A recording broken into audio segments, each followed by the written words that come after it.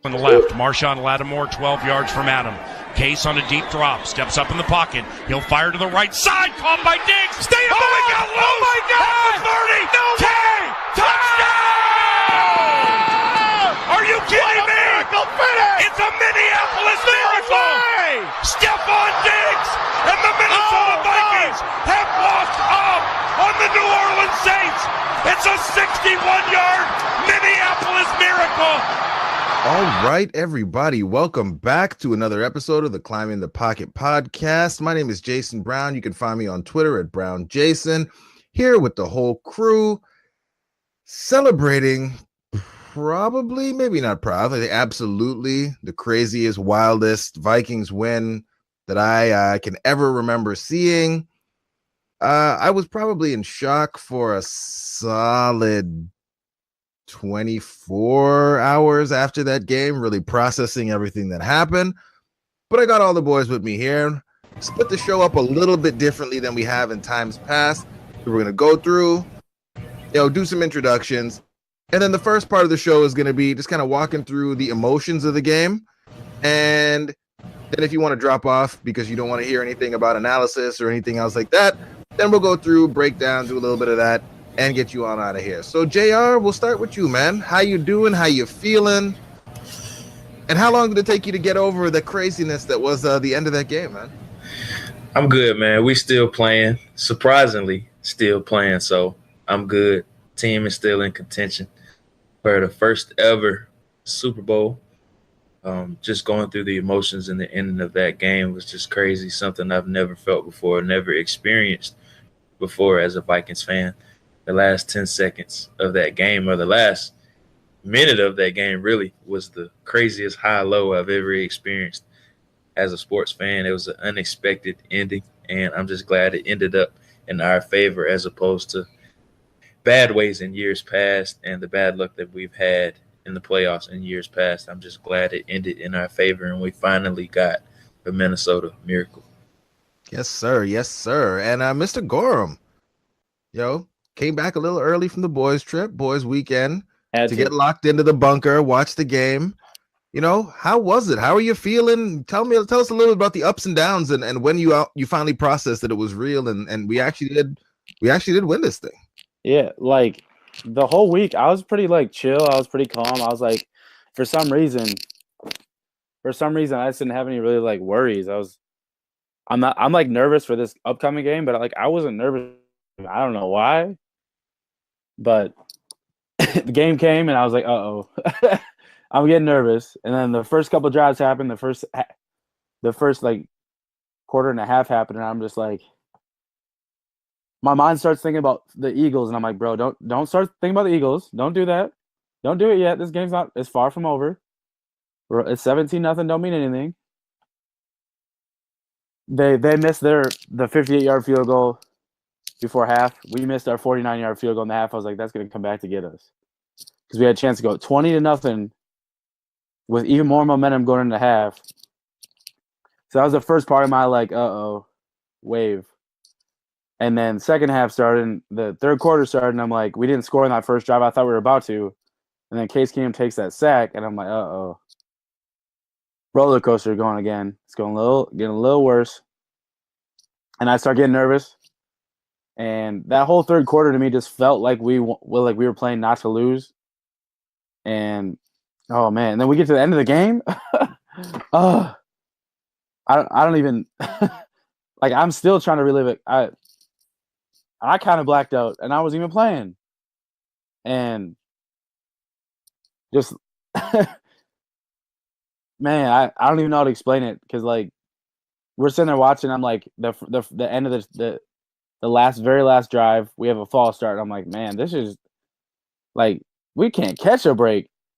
And then the first play to Diggs, I'm like, okay, there's a chance here real quick. Call that timeout. Got I think 17 seconds left. Miss the throw, or Jarius Wright falls down, miss the throw, whatever.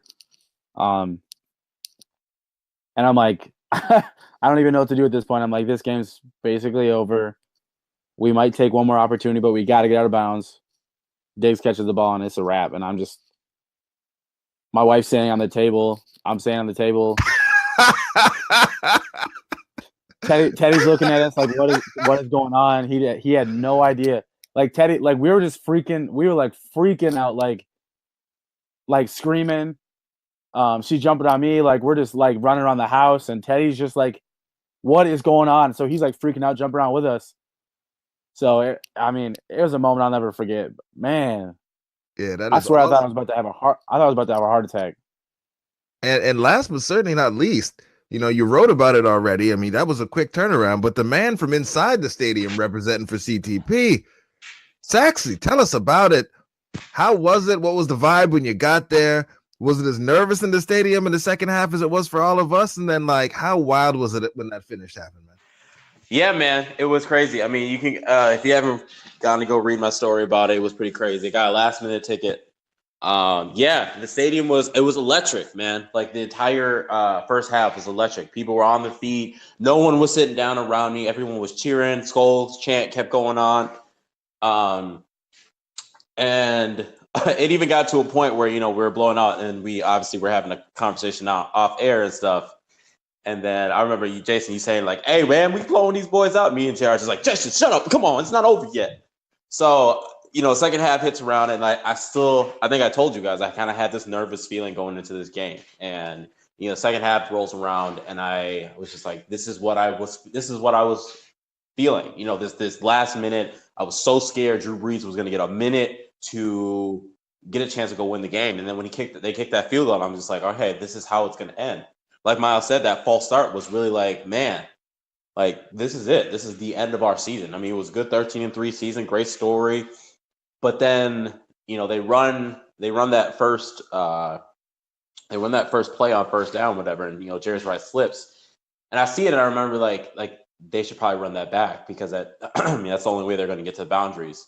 They get a deeper shot to Diggs and everyone in the stadium is just, you can kind of feel like, all right, guys, we gotta go. And the fans were like visibly upset when that got those three Saints guys were like keeping Diggs from being able to go down and get the ball to the ref anyways. I'm telling you, like that last play, he caught the ball. The stadium was just happy that he caught it, right? But then when he started running and it kept going and he scored, I have never hugged so many strangers ever. Like every single person on my row, the next row, the row after that, just hugging people, just because it was finally that feeling of, everything that we've gone through. I mean, on my birthday 2 years ago, I had to sit there through the Blair Walsh missed field goal, and I still remember 2009, and it just felt like, when we watched all those NFL highlights of the playoffs and greatest play of the year and stuff, you almost never see any Vikings plays whatsoever. And even if you do, it's like, maybe just 10 or 9 or something.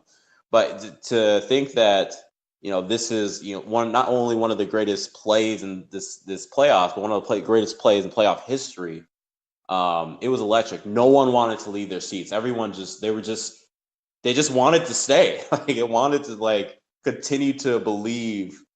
They were just in disbelief. So it was just a lot of shock and just awe. But it's a moment I'm never going to forget. It's a moment I'll tell my kids about, and it was phenomenal. Well, that's awesome, man. And okay, maybe I lied just a little bit because obviously we're going to start off. We're probably going to spend a little bit more time than we even should talking about, the Minneapolis Miracle. But JR, I want you to hop in real quick. Yinka kind of mentioned, they ran the concept and they ran it back. But can you kind of set it up for us? Let us know kind of some of the X's and O's of that play, that concept, how it worked. And obviously, there was the unfortunate piece of, Marcus Williams, who, draft prospect I really did like going in. Sad to see it happen to the man. Glad it did, though.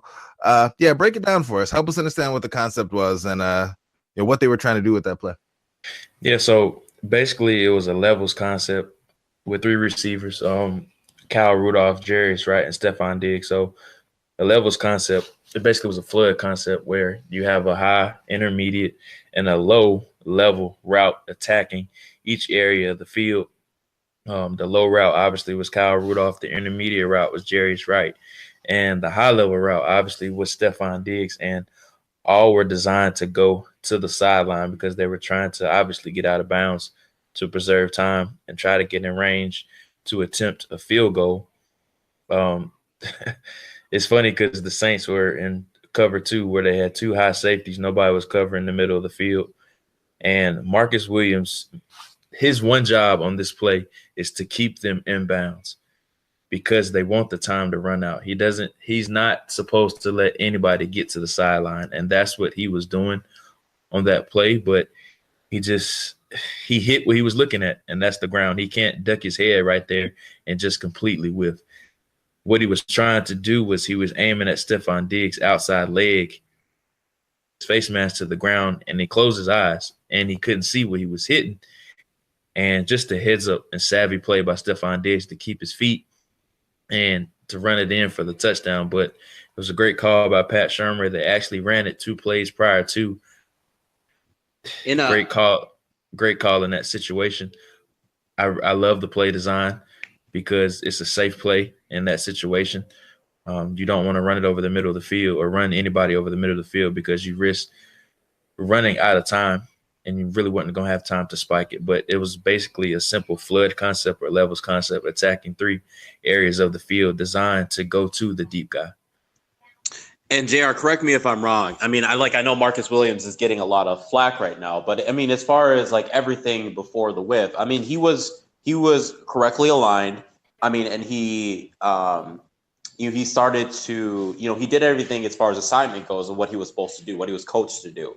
The only thing obviously that happened is that he missed the tackle. Correct? Yeah, is that how you saw it too? The Saints had the perfect play call on Dennis Allen, the defensive coordinator, called the perfect play, put him in the proper situation. They just didn't execute at the end. And the worst thing that could have happened to the Saints happened. And it looked you can't let him score in that situation. And it looked like to me, Marcus Williams was trying to make the mistake that coaches told him not to do, which was pass interference. Any kind of penalty in that situation. Yeah, that's what he looked like. He was trying to avoid that instead of avoiding the play altogether, which is the whole problem right there. Is coach because the Saints called a timeout right before that play, and the coach told him 2 things. No late hit on the quarterback and no pass interference calls. And so Marcus Williams is like, I'm there a little early because you could tell from the replay from every angle, Marcus Williams got there early, and instead of going after the ball. Instead of doing anything, he was afraid of making that mistake of the pass interference. You could just see it. Like, it looked like he was afraid of making that play, of that, making that mistake. And with, and being afraid of that mistake, like, trickle down effect, Yeah, because it's gonna be a spot foul if he did get a pass interference right there. But he made the perfect mistake though, because not only did he miss the tackle, but he tackled Ken Crawley for us too. Yeah, right. And so thank you, Marcus. Thank you. So kind of moving it along a little bit here. Kind of random question, but I'm gonna ask it anyway.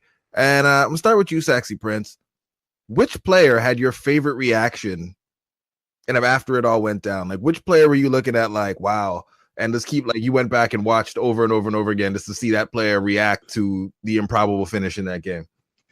I mean, I think this is probably going to be most people's answer, but Everson Griffin. He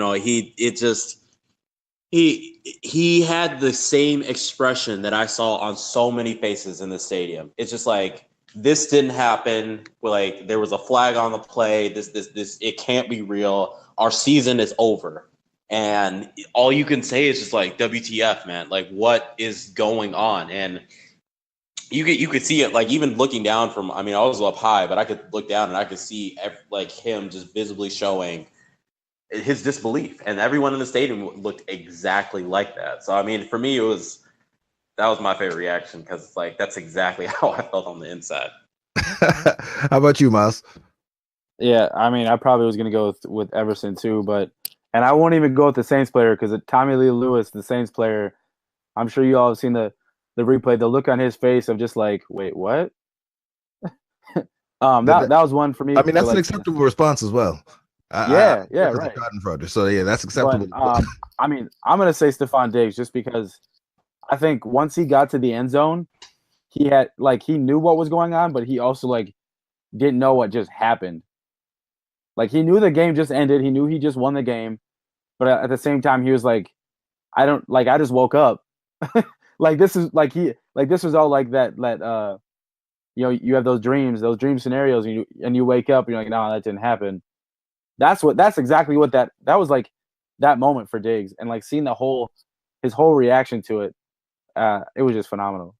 Man, you stole mine because I was gonna go with Diggs too. Diggs showed he was really that. He showed he was really that dude though. When he got across the line, like he immediately owned that moment with the helmet toss and just mugging for the camera. The walk off helmet toss. Just the walk off. Just like what like just completely owned that. It was amazing. It was amazing. It's the new wallpaper on my phone. The helmet toss. Can we talk about the ref picking up the flag on the Diggs helmet toss? Like, the ref threw the flag, and then someone must have been like, "Bro, come on, really?" Like, yeah, he was straight up like, you know what? No, just no. I'm gonna pick that up right now, real quick. Yeah, but like, where were they gonna assign the penalty? Like, what kickoff? I know. Like, just put that back in your pocket, bro. Yeah. Yeah. How like, about even if like real quick, even if they, because I know that they ended up kneeling down afterwards and stuff. Even if they kicked the field goal, at most the Saints would have gotten 2 points out of that. So it's really should have ran it into the end zone. Only people wanted that kick was Vegas. Yeah, they really did. Imagine if they went for 2. Look at the defensive players for the Saints, and what if the Vikings just went for 2, just to go with the throats? Yeah, I would have been okay with it. JR, man, how about you, man? What player had your favorite reaction at the end of that game? So everybody's already said the obvious ones, Everson Griffin and Stephon Diggs. I'm going to go with a different answer. Caleb Jones. He was the first person to hug Stephon Diggs, even though he wasn't even in uniform. He ran all the way on the field. He actually was running side by side with Stephon Diggs. I was scared he was going to knock the ref over because that's a penalty, sideline infraction. But he was the guy that was running sideline or hip to hip with Stephon Diggs down the sideline. He was the first guy to hug Stephon Diggs once he was in the end zone. So I'm going to go with Caleb Jones. Yeah, that is an awesome answer as well. And yeah, man, like as we're talking about it right now, which is funny because like I said, like all of Monday, I was just kind of like still in a bit of shock. Like I was feeling good, but like it really hadn't all set in. Like, wow, this actually happened. This was real. But as we're talking about it right now, like it's all starting to come back. Like, wow, like that actually happened to us. Like we're playing again this week, playing the Eagles. Like, it's crazy. Like it's all coming back right now. But I want to go through a couple of things kind of quick here. Yinka, I think everyone touched on him a little bit here, but we'll move through them pretty quickly. I guess we'll go. We'll start with Prince since you brought it up first here. Rapid fire. Describe the first half of the game for me and how you were feeling, and the second half of the game and how you were feeling, just as quickly as you can. Help us understand the emotions and where you were at with it. Rapid fire. I mean, this first half, great, but skepticism. Second half, expectation, and then relief. The first half isn't, any lead for me for this Vikings team doesn't really feel comfortable unless it's like a true blowout. Like if we had put up 35, I would have been like, all right, cool. I guess we won this game. But 17 for me wasn't enough. And then in the second half, it showed because I had a nervous feeling. So skepticism and then I guess expectation and relief. Awesome. How about you, Myles? What were you feeling? First half, second half. How did it feel? Was it the same? Was it different? I was a roller coaster of emotions. Okay. First half, like in my mind, the first half I kept saying we need to get 20 points before the half. That was like at least 20 points before half. Didn't happen, so I kind of uneasy at the end of the first half, even though we were winning. Second half, I mean, I honestly don't even know how to explain it. It was just pretty much what Prince said, like disbelief and then disbelief. Yeah, that's fair. That's fair there. And JR, how about you, man? First half, second half. I feel like you were pretty close to Prince because you were also, chastising me in the first half, telling me to stop being so cocky about where we were in the game. But let us know, let the listeners know, kind of where were you in the first half and how were you feeling in the second half? Yeah, so mine is a bit of an oxymoron. I would say uncomfortable relaxation.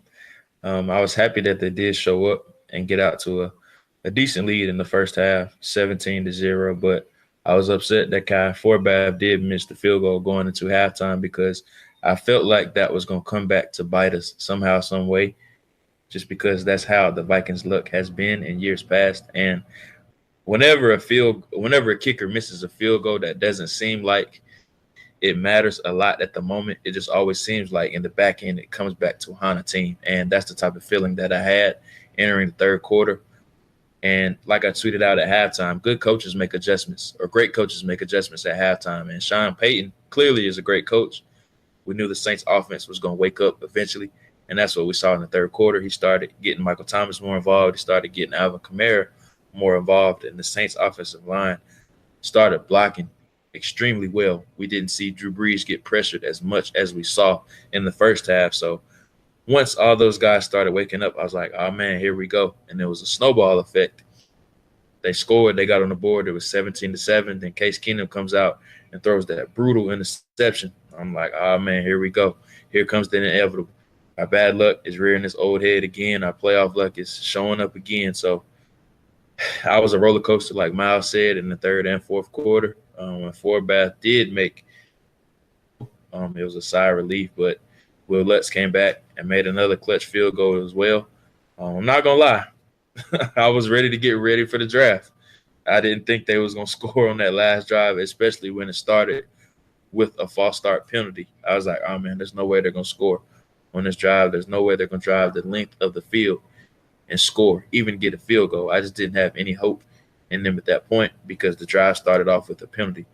But it ended up working in our favor, and it was a Minnesota Miracle, like everybody's saying. Yeah, man, it was wild. First half, like, y'all know me, though. Same thing, like, even last year during, like, the Super Bowl when the Falcons were playing. I'm here for these jokes. So I was firing off all kinds of reckless business on Twitter before you guys told me to stop it and stop putting that negative energy out in the air. The second half started, and I feel like it was as soon as we had that first run with Latavius, they got stuffed, and we went and we took that terrible sack, and I was like, oh boy. I don't know. It was like from that moment, I was like, they went down. I think they got points there, and it was like standing up in the basement because my family had left me alone to watch the whole game. Just like, here we go. Just kind of the slow march to death, basically. Like, and then the interception from Keenum, and they score again, and you're like, man, like, here we go again. Just watching. Like, we kicked the field goal to retake the lead, and like, I wasn't even happy. It was like Drew Brees has a minute and 36 seconds and needs 3 points. Like, that's done. And then yeah, just like the disbelief after Stephon Diggs ran that in. Like, it didn't really be a process, like I said, for basically a full day after the fact. Like, wow, that really happened. But speaking of the disbelief that it all happened, there's a person that we have to talk about here. It's Coach Sean Payton. And JR, I'm gonna start with you. I want to get your reaction because this is one of those things that I know folks have gotten really worked up about. Sean Payton out there counting his chickens before they hatch, talking a bit of smack to the fans, doing a little SKOL clap.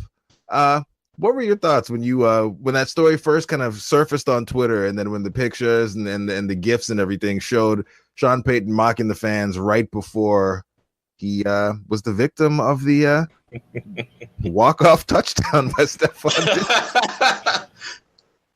You reap what you saw. That's what I was thinking. You never celebrate, like I told y'all in the group me. I don't get comfortable in the clock until the clock hits 0. And that game is an exact replica on why you do that. Because whenever you do ugly things, it comes back to haunt you in the end. And just taunting the fans, I mean, all that was just Bush League by him, in my opinion. Him saying boom up and down the sideline. Just the little antics that he was doing. I mean, you reap what you sow. And it just came back to bite him. And I didn't want to believe that he actually was doing the SKOL chant on the sideline with 20-something seconds left after they made the field goal. But it's funny that came back to bite him in the end. Yeah, man, I loved it. And Myles, how about you, man? Like, what was your reaction to the SKOL clap and all the rest of that with Sean Payton? I mean, yeah, the dude's kind of a douche.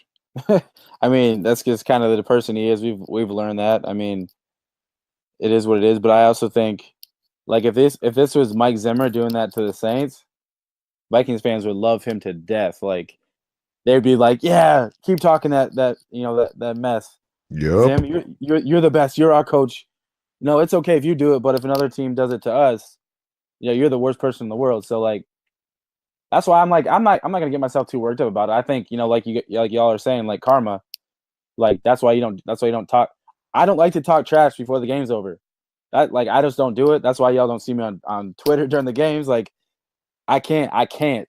So yeah, I mean it just came back to bite him. Like he won't learn. He's not the type of person to learn from those kind of mistakes because he doesn't feel like it was karma. So it is what it is. I don't really care. I didn't really have much to think of Sean Payton before this game, so it doesn't change now. And one thing I will say, like kind of, and I was, these was one of the things I was tweeting quite a bit during the game. But Sean Payton, he seemed real pressed in this game. Like he was doing some uncharacteristic things. Like it felt like in this game, the pressure of all of it, like maybe the pressure of legacy and everything, like the trick plays and the ridiculous challenges. Like it really felt like he was cracking under the pressure a little bit. And then when he thought he'd won this thing, he just, let out with the foolishness. But like he coached a terrible game. He coached an awful game. Wait, but you didn't think that trick play was like the perfect time because it was there. It was sure the guy got open. The challenges were terrible. Like I'm saying, the guy were like the player got open, but that's just one part of the play, right? Like you have a first ballot Hall of Fame quarterback who's ripping the Vikings, like he's getting into the rhythm, ripping the Vikings up. Sure. Kamara got open, but if I have a choice at any point in the game, especially on 3rd and 1, between Drew Brees throwing a football and Willie Snead the fourth throwing a football, no, I get it. With Drew Brees, you know what I mean? I just thought the timing because we expected he definitely didn't know what to do with the 2nd and short, 3rd and shorts because we kept stuffing them on any runs in within 2 yards basically. So he definitely did press that. But I thought the timing was because there was 8.5 minutes left in the game, I think. They had a lot of momentum, so I think he was like, I'm gonna shove it down their throats right now. It didn't work, but that's just kind of what I thought his thought process was there. I guess I don't feel like if you really feel like you're straight up better than a team like that, like that's not, I don't know. Like if you want to do like a trick play or something like that, and you want to do a throwback pass and have your quarterback try to hit someone deep or do a flea flicker or something like that, I don't know. I have a first ballot Hall of Fame quarterback in my backfield. He's the only one throwing passes for me. I mean that's just kind of where I'm at with it. But your Saxy Prince, I guess we'll move on. Real quick. Yeah, go ahead. I'm all for a coach playing to win, and that's exactly what Sean Payton was doing. Because if they hit on that and that scores. That game's a wrap, in my opinion. So, I'm all for going for the throat. That's what I was telling my wife. I tell her anytime we're beating a team, you got to step on the throats, and you got to bury a team. You have momentum, you got to keep going, and that's what I think Sean Payton was trying to do because he's like, I got momentum. This is the perfect time to hit this call. It's open. My guy just didn't make the play, but. And that's the part. Like we agree on that, and that's one of the things that I complain about sometimes. I think with the Vikings, and that we'll get a lead, which is part of why I think that we never feel like any lead is safe. Like you get a lead, and then we will seemingly take our foot off the gas and maybe go a little bit more conservative with things. So going for the throat, I'm definitely all about it. But like I said, like Drew Brees is my quarterback. Go some hard play action and try to hit something deep. But I don't want Willie Snead throwing the ball in clutch situations. I just don't want that. Hey, that's disrespect to Willie Snead. That man had 4,000 yards passing his senior year in high school. That was a long time ago, though. I know. I'm just because Troy Aikman did not want us to win that game at all. It was, yeah. Saxy Prince, I'm gonna ask you 2 questions at once, and we're just gonna transition from Sean Payton into the last thing we're gonna talk about. That's really not analysis of the game. Obviously tell us how you feel about the Sean Payton thing. And then really the last kind of just moment in the game that Vikings fans have been talking about a lot, even well after the game was, the collision, Michael Thomas, Andrew Sendejo, knocks Sendejo out of the game. Really scary moment there. So just let us know your thoughts on, first Sean Payton, next that play, and then we'll go back through. Everyone can talk about that before we get into actually doing a little bit of analysis on this game. Yeah, I mean, I don't have much to say about the Sean Payton thing. I mean, it was obviously a douchey thing to do, and I think it just adds to the sweetness of victory, just because, you know, you kind of want coaches to be the ones to set like a mature example, and Sean Payton just didn't. So I wasn't really worked out. I just thought it was hilarious. As far as the Andrew Sendejo, I know a lot of people, both at the stadium and, you know, on whether it be on Twitter or just Vikings fans, felt like it was a dirty hit. But watching it back, as well as, you know, seeing it live, I didn't necessarily feel like it was a dirty hit. I thought it was more of like, you know, Thomas and Sendejo were kind of coming towards each other and both didn't see each other. And then it got to a point where Michael Thomas just reacts and just like, oh crap, I need to protect myself. And he throws his forearm ahead to protect himself. So I didn't think it was a dirty hit. I know that it sucks when you have a player who gets knocked out, but I think it's a combination of both players maybe just needing to be a little bit more aware of what's happening, so that kind of stuff doesn't happen. But you know, in football, you're wearing a helmet. You know, you don't see everything in your peripherals, if you will. So I don't know. I just didn't see it as a dirty hit, and I know some people might disagree with that, but I thought it was clean enough where, you know, a flag shouldn't have been thrown. Okay, Myles, how about you, man? What are your thoughts? I know that you've probably at some point in your playing career, you were that receiver coming in on that short in route. Yes. What do you think might have been going through Michael Thomas's head there? And do you think he was legitimately trying to put Sendejo out of the game? No, I've watched it a few times, and I like to think he wasn't trying to kill Sendejo. I think he saw him coming at the last second and was like, I'm gonna stand my ground. I'm not gonna get crunched. But like at the same time, Sendejo didn't have his head up. And rule number one, when you're free running like that, like keep your head up. So I don't think Thomas was trying to deliberately like hurt Andrew Sendejo. At the same time, I don't think he was like, I'm gonna let you just free run through me. So like you're coming right at me, so I have the right to stand my ground. So yeah, I don't think he was trying to take him out of the game. I do, on the other hand, though, like, I mean, Xavier was in his head most of the game, but that man was ready to fight for Andrew Sendejo because he thought that was dirty. So, and maybe, you know, like I said, maybe it was. I don't know, but from my perspective, it didn't look dirty. Yeah, I just hope Andrew Sendejo was okay because you could tell right away it was a wrap. But yeah, that was a scary moment there. Yeah, JR, I guess we definitely missed him though after that. Oh man, yeah, and we'll definitely get into that. I guess you'll be telling us a little bit about that as we move along here. And JR, I guess last point there. I guess what are your thoughts? You know, someone obviously played the game as well. I guess what are your thoughts on that collision and you know, the intent that Thomas had, and if he was looking to really knock Dejo out of the game? Yeah, it wasn't dirty at all. I agree with all the points stated before. They were running a man-beater concept where Michael Thomas was running a 5-yard in, and the fullback out of the backfield was running a flat route. And Sendejo was responsible for the fullback coming out of the backfield on the flat route, and Michael Thomas was coming back inside. He was looking to defeat man coverage, trying to get Xavier Rhodes off of him. He never seen Andrew Sendejo. Sendejo never seen him either. So it was just a bad collision at the last second. It looks like Michael Thomas put his forearm up through Sendejo's head, which all he was doing was trying to protect himself. And it was kind of those quick reaction moments where he was just running inside trying to protect himself. But I don't think he meant or had any intent of intentionally knocking out Sendejo. Well, all right. Yeah, all right. We've covered the the feelings, the emotions of going through the game.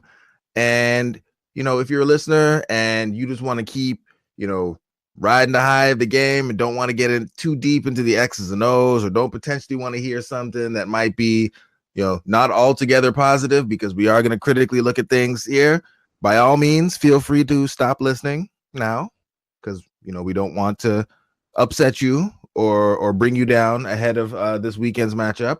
But if you do want to stick around and listen to, you know, JR, Myles, Yinka really break down what they saw, not just in the first go around and what they were feeling, but, you know, the X's and O's of everything, you know, keep riding with us here. And we're going to start with JR as we go kind of looking at things overall before the game, JR gave us kind of his deep dive into what he was looking to see in the coaching matchup, QBs, and all of those kind of high-level details about the game.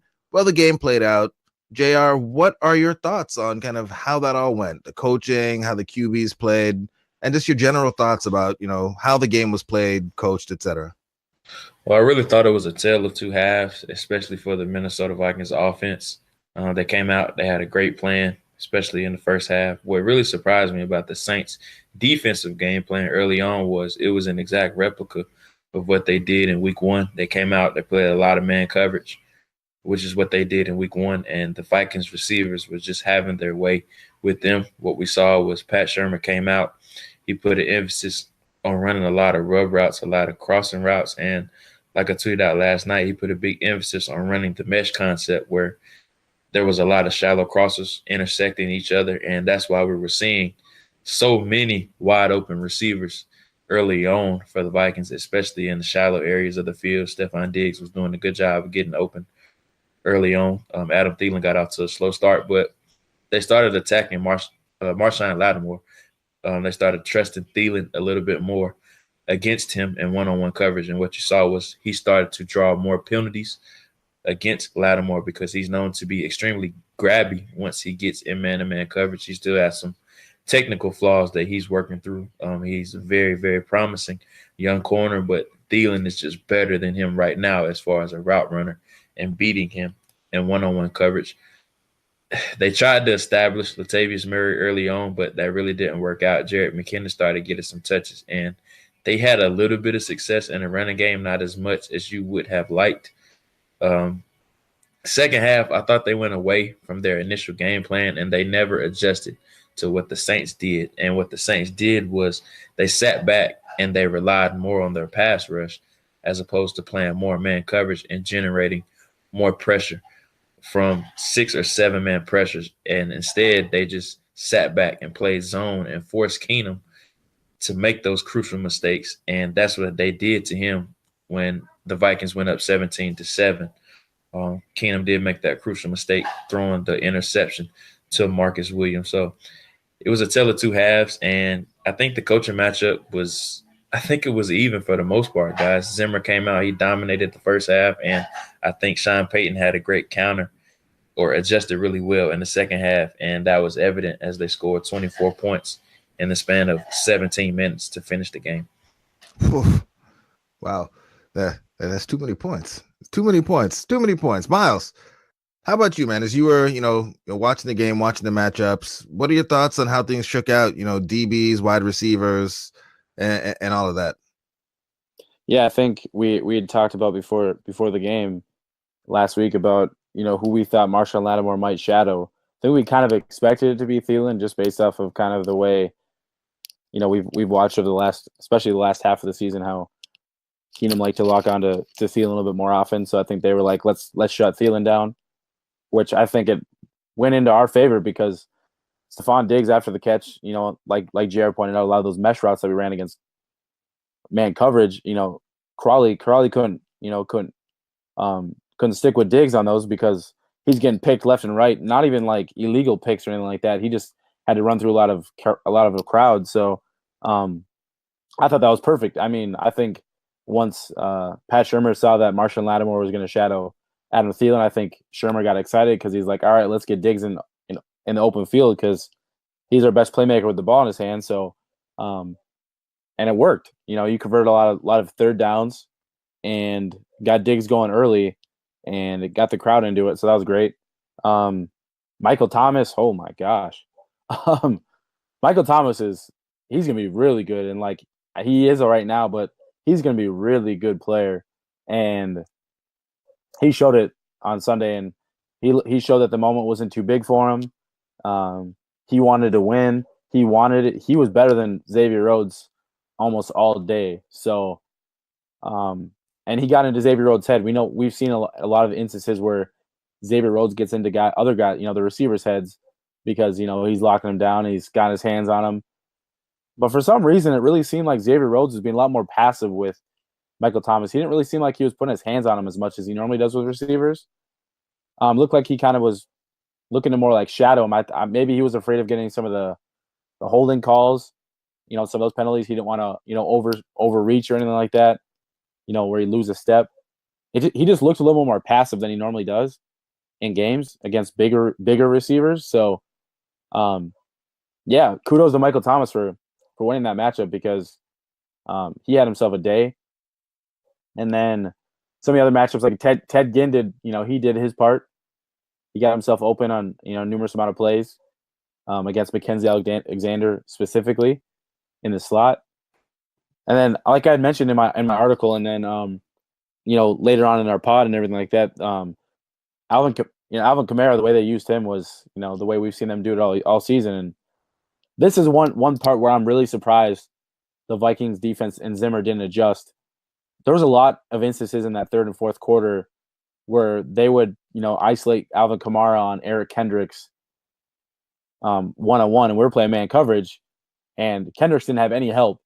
And I'm not saying Eric Kendricks isn't fast. I'm not saying Eric Kendricks isn't a good player, because he held his own, for the most part in a way, besides that big touchdown, obviously.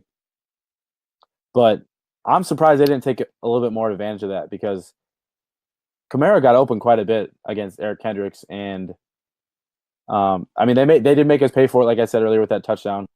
But I just thought Sean Payton did a really good job isolating Alvin Kamara in space and letting him go up against a linebacker. I mean, that's what you want. That's what, as an offense, you want one of arguably your best offensive player against a player who's not as good of an athlete. So I thought they did a really good job there, and it was one thing that definitely scared me going into this game, and they exploited it. Other than that, first half, the Vikings suffocated. Second half, they just didn't adjust the way you'd like them to. And then the Vikings did the same thing, but flipped. They were really, really hot early. Came out the gate swinging. A lot of great concepts, but then the Eagles were able to, counter, and they were able to adjust at halftime and kind of figure out what the Vikings were doing and play to their strengths. And so overall, though, I thought it was a great matchup. And then obviously, how it ended. So I thought it was really fun to watch. Awesome. And before we go to Sexy Prince, I need to circle back with JR for just a second, because you talked a little bit about the overall, you talked about the coaches, but I do want to get your insight. I guess, what are your thoughts on how the quarterbacks played? And kind of probably goes along with your theme for the game overall, tale of two halves, but I guess break down that for us a little bit there in terms of what are your thoughts kind of overall for the entire game of how Drew Brees played? What are your thoughts overall for the entire game of how Case Keenum played? Well, first I'll start with Drew Brees. I thought he came out really skittish. He looked really nervous, which I really wasn't expecting from Drew Brees. You saw that the pass rush looked like it was kind of affecting him early on, even though the Vikings defense wasn't really getting home and sacking him often.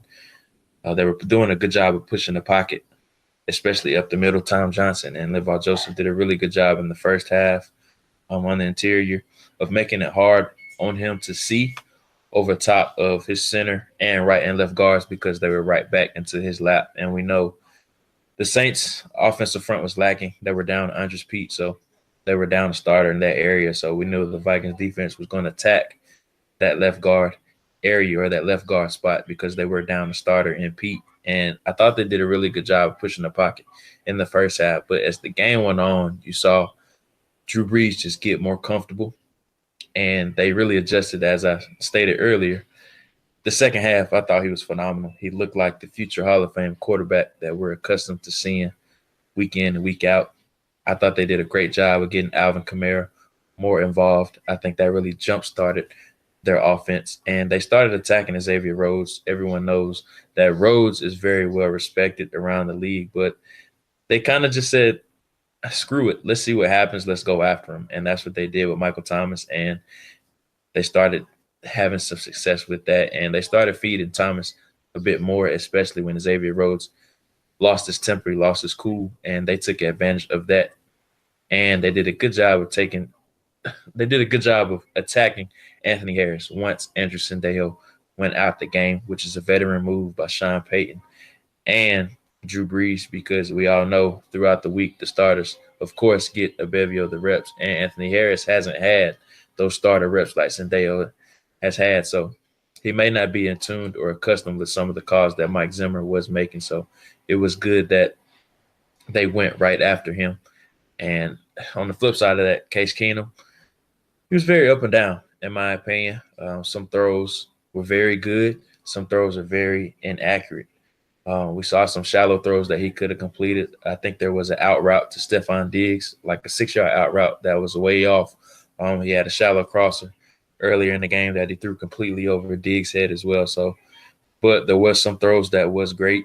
Obviously, the rainbow throw to Jarius Wright was a phenomenal throw. I thought that was by far the best throw of the game outside of Drew Brees' touchdown throw to Michael Thomas, where he came all the way across the field. I thought the throw to Jarius Wright by Case Keenum was by far the best throw of the game outside of the last throw of the game, of course. But I thought he was very up and down throughout the game. But he did what he did do a good job of. He did a great job of managing the game.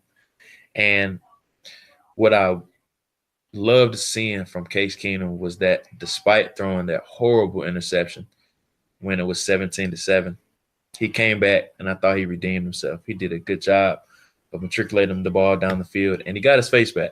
He did a good job of being on time, completing passes after that point. So I thought both quarterbacks played well, but they did have their, bright spots and low spots at times.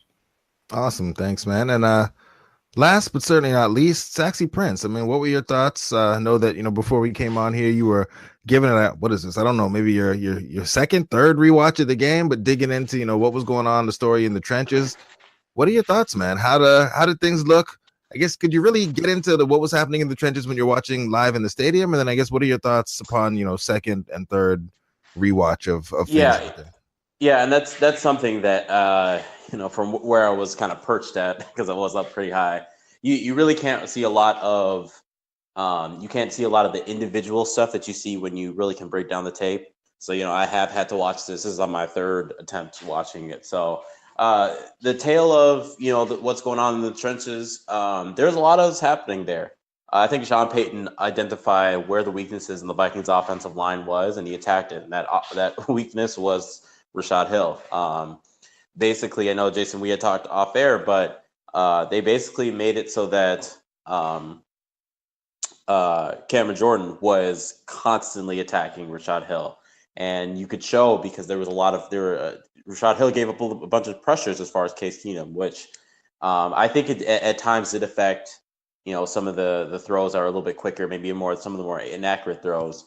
But I think that was obviously the biggest weakness for the Vikings. To me, it still feels as if Pat Elflein isn't maybe completely 100% healthy. You didn't really see any screens at all in this game. And, one thing that I had said prior to the game is like, hey, I really wanted to see the Vikings try to attack some of the linebackers with, maybe some tunnel screens if they can, have it pretty well blocked and stuff. I mean, maybe get Elflein to the second level. But you didn't really see that as much this game. It was basically kind of just like, hey, just hold the line and, we'll win. They tried. So yeah, they did. I mean, there was on Rudolph. Yeah, exactly. And that actually did end up happening. Like you said, Rudolph had the block in the back. But I don't know. I didn't necessarily feel like the Vikings offensive line won more of their battles. I think there was a few times where I think Keenum got sacked once, twice. I forget how many it was, but. On the other side of the ball, you saw in the first half, the Vikings defensive line especially were really doing a really good job as far as making Drew Brees very uncomfortable. That's something that I saw at the stadium. You saw Drew Brees a little jittery in the pocket. He's not really one to escape the pocket too much, but there were times where you really felt like Drew Brees was really feeling the pressure. One of the times was definitely. When they were marching down the field, they were kind of close. They were in our territory, like probably on the 17-yard line or whatever. Everson Griffin does his spin move, and you can kind of feel Drew Brees like, crap, I know what's going to happen. So he tries to get the ball out quick, and Everson Griffin, lucky enough, puts his hands up and able to tip it to Anthony Barr. So I do think the first half, that affected the way that Drew Brees was operating. Second half, whatever Payton did as far as change or get those. I know that he got the ball out quicker, so obviously there are a lot more short throws, all that stuff to Thomas and Willie Snead and company. But But at the same time, Drew Brees just looked a lot more comfortable, and I think that was part of what was happening in the trenches. As far as the running backs go, this is something that I've seen with teams, which I don't see why teams haven't been able to figure out, and I'm worried that Bill Belichick has probably already figured it out.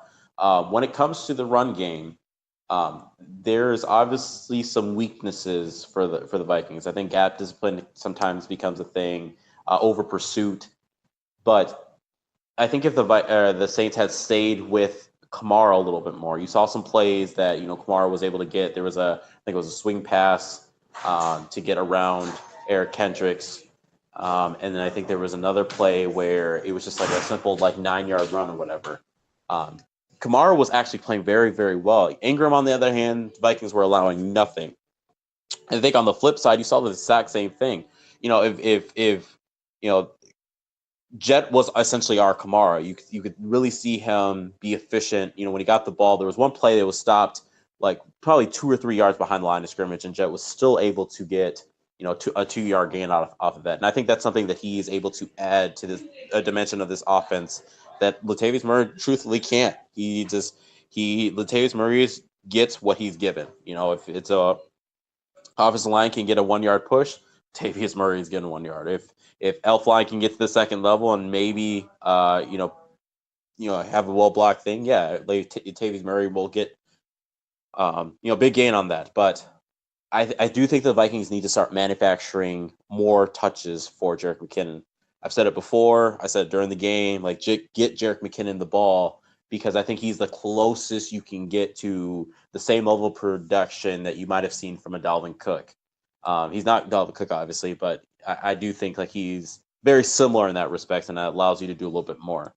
So, as far as the trenches go, I think it was at times it was kind of a push, because the first half was very Vikings dominant, second half was very Saints dominant. And as far as the running back goes, the Saints just were not patient enough with their running game to stick with Kamara to open some things up a little bit more. But I guess that didn't really matter, because Drew Brees, went right back to the Drew Brees we knew, and was able to hit some very, very accurate passes. So yeah. All right. Wait, hold up. I got a couple questions. Just a couple questions. I guess no, there's just stuff I've been thinking about, just because obviously you go back and look at the game and you just kind of replay everything. And I just wanted to spotlight a couple things. And this isn't even because there are definitely some faults, but I want to spotlight 2 guys that I think were able to just kind of overcome and basically be the reason this team won this game. Kai Forbath, for one. I know that's always been a worry this whole season of, him in a big situation scares us, because, needing him to make a big field goal in a big moment. I know definitely Blair Walsh plays a big part in that, that scare, back in, even further back. But him missing that field goal before the half, and then being able to hit that same field goal later in the game, and then him not hit, if he doesn't hit that 53-yarder, we're not even sitting here talking about this. So for him to be able to come back and hit a big, 2 big kicks the way he did in that second half, props to him for that, just because I think that's just only going to boost his confidence level moving forward, and confidence if we could have got within 60 yards that he would have had an opportunity to make that kick at the end, if Diggs doesn't score. Just because he made that big 53-yard kick doesn't mean he would have made it, but it just helps set me at ease a little bit more. And then one thing we've talked about all season long is, how is Case Keenum going to perform late in the fourth quarter? Can he drive this team down to potentially win games, set up game-winning field goals, game-winning touchdowns, whatever? We haven't really had too many chances to really see that from him this season. He did that on Sunday. He drove us down for that, what potentially could have been the game-winning field goal from Kai Forbath. And I know the end one was more of the miracle than it was, the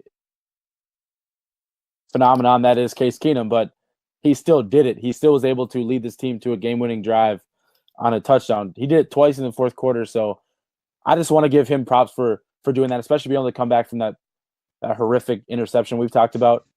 And, again, just being able to come back late in the fourth quarter twice to lead this team to a victory in the division round of the playoffs, I just think, I don't think that's being talked about enough. Yeah, Myles, and to both of those points, I just looked up the stats. Kai Forbath right now, I believe he's 20 of the season. He was 22 or 23 on field goals made, and I think he was 81% as far as PATs. So obviously he struggled PATs wise, but he was a pretty solid kicker as far as field goals.